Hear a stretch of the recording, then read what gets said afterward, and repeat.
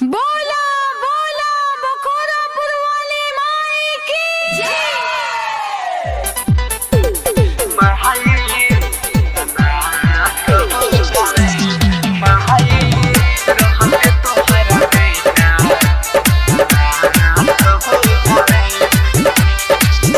Mix भाव Pallavi recording studio मठिया मोड़ लहगे 2020 में दुनिया नाश हो जाई। लहगे 2020 में दुनिया नाश हो जाई। माई रहते तोहरा बेटा सब अनाथ हो जाई। माई रहते तोहरा बेटा सब अनाथ हो जाई। लहगे 2020 में दुनिया नाश हो जाई। लहगे 2020 में दुनिया नाश हो जाई। माई रहते तोहरा बेटा सब अनाथ हो जाई। माई रहते तोहरा बेटा सब अनाथ हो जाई।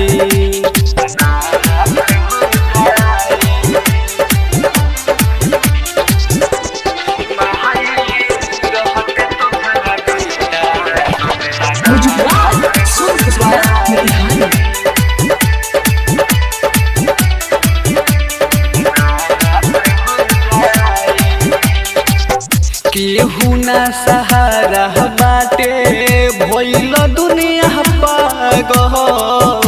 डर वाला दाग माई दिल पर बलागल।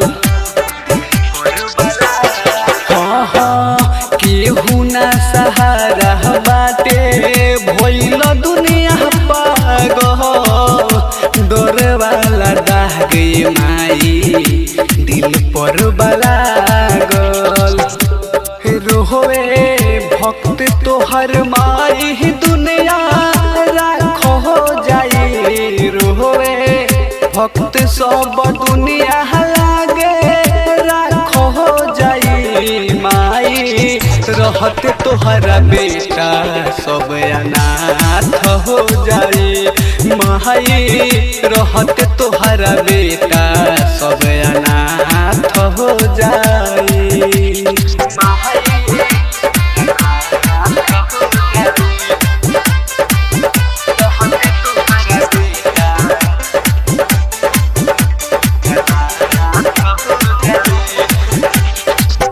कोहेला है अमर जीत माई उठा ले तू गोद हो।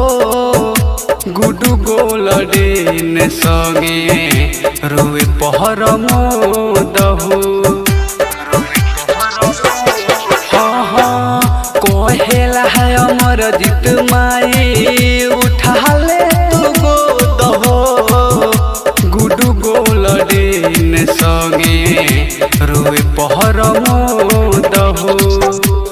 कृपा कह द माई दुनिया तोहार खास हो जाई। कृपा कह द माई दुनिया तोहार खास हो जाई। माई रहते तोहरा बेटा सब अनाथ हो जाई। माई रहते तोहरा बेटा